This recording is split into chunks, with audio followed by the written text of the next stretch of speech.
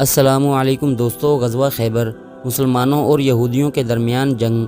محرم 7 ہجری مئی سن 628 عیسوی میں مسلمانوں اور یہودیوں کے درمیان یہ جنگ ہوئی، جس میں مسلمان فتح یاب ہوئے۔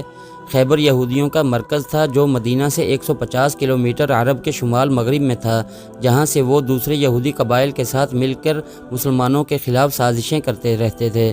چنانچہ مسلمانوں نے اس مسئلہ کو ختم کرنے کے لیے یہ جنگ شروع کی۔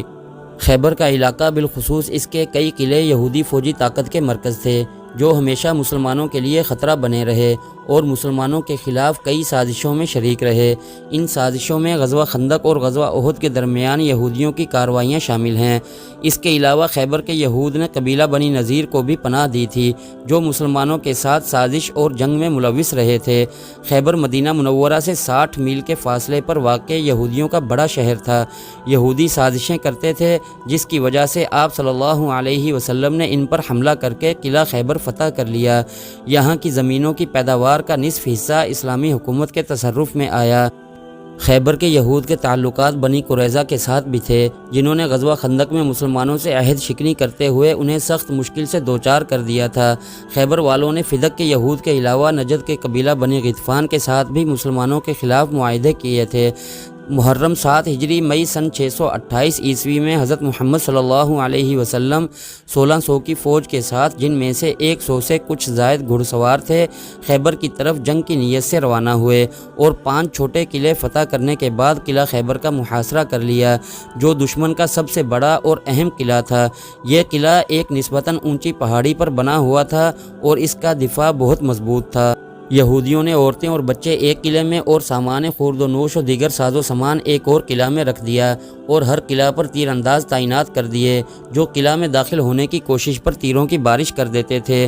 مسلمانوں نے پہلے 5 قلعوں کو ایک ایک کر کے فتح کیا، جس میں 50 مجاہدین زخمی اور 1 شہید ہوئے۔ یہودی رات کی تاریکی میں ایک سے دوسرے قلعے تک اپنا مال و اسباب اور لوگوں کو منتقل کرتے رہے۔ باقی 2 قلعوں میں قلعہ قموس سب سے بنیادی اور بڑا تھا اور ایک پہاڑی پر بنا ہوا تھا۔ حضور صلی اللہ علیہ وسلم نے باری باری حضرت ابوبکر صدیق رضی اللہ تعالی عنہ، حضرت عمر رضی اللہ تعالی عنہ اور حضرت سعد بن عبادہ رضی اللہ تعالی عنہ کی قیادت میں افواج اس قلعہ کو فتح کرنے کے لیے بھیجیں، مگر مسلمان کامیاب نہ ہو سکے۔ پھر حضور صلی اللہ علیہ وسلم نے ارشاد فرمایا کہ کل میں اسے علم دوں گا جو اللہ اور اس کے رسول سے محبت کرتا ہے اور اللہ اور اس کا رسول اس سے محبت کرتے ہیں، وہ شکست کھانے والا اور بھاگنے والا نہیں ہے، خدا اس کے دونوں ہاتھوں سے فتح عطا کرے گا۔ یہ سن کر اصحاب خواہش کرنے لگے کہ یہ سعادت انہیں نصیب ہو۔ اگلے دن حضور صلی اللہ علیہ وسلم نے حضرت علی رضی اللہ تعالی عنہ کو طلب کیا۔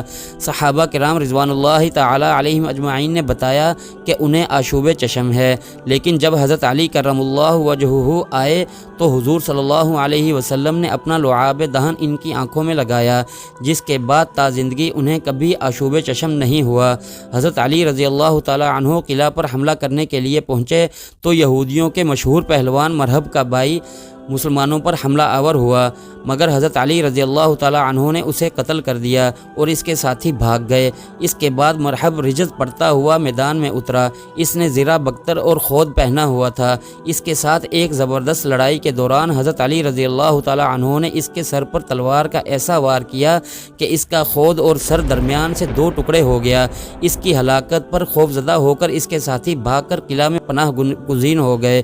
حضرت علی رضی اللہ تعالی عنہ نے قلعہ کا دروازہ جو 20 آدمی کھولتے تھے اکھاڑ لیا اور اسے قلعہ کے دروازے کے سامنے والی خندق پر رکھ دیا تاکہ مسلمانوں کی افواج گھڑ سواروں سمیت قلعہ میں داخل ہو سکیں۔ اس فتح میں 93 یہودی ہلاک ہوئے اور قلعہ فتح ہو گیا۔ مسلمانوں کو شاندار فتح ہوئی۔ حضور صلی اللہ علیہ وسلم نے یہودیوں کو ان کی خواہش پر پہلے کی طرح خیبر میں رہنے کی اجازت دی اور ان کے ساتھ معاہدہ کیا کہ وہ اپنی آمدنی نصف حصہ بطور جزیہ مسلمانوں کو دیں گے اور مسلمان جب مناسب سمجھیں گے انہیں خیبر سے نکال دیں گے۔ اس جنگ میں بنو نذیر کے سردار حوی بن اخطب کی بیٹی صفیہ بھی قید ہوئیں، جن کو آزاد کر کے حضور صلی اللہ علیہ وسلم نے ان سے نکاح کر لیا۔ اس جنگ سے مسلمانوں کو ایک حد تک یہودیوں کی گھناؤنی سازشوں سے نجات مل گئی اور انہیں معاشی فوائد بھی حاصل ہوئے۔ اسی جنگ کے بعد بنو نذیر کی ایک یہودی عورت جس کا نام زینب تھا، اس نے حضور صلی اللہ علیہ وسلم کو گوشت پیش کیا جس میں ایک سریع الاثر زہر ملا ہوا تھا۔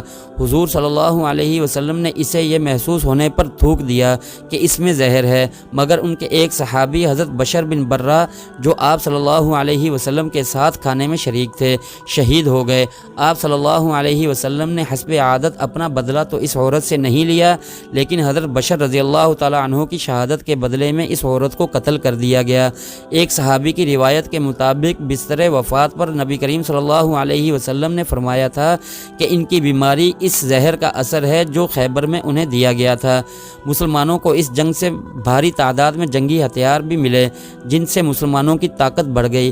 اس جنگ کے 18 ماہ بعد مکہ فتح ہو گیا۔ اس جنگ کے بعد حضرت جعفر طیار رضی اللہ تعالی عنہ حبشہ سے واپس آئے تو حضور صلی اللہ علیہ وسلم نے فرمایا کہ سمجھ میں نہیں آتا کہ میں کس بات کے لیے زیادہ خوشی مناؤں، فتح خیبر کے لیے یا جعفر کی واپسی کے لیے۔ دوستو، اس طرح قلعہ خیبر فتح ہوا اور مسلمانوں کو ایک عظیم فتح نصیب ہوئی۔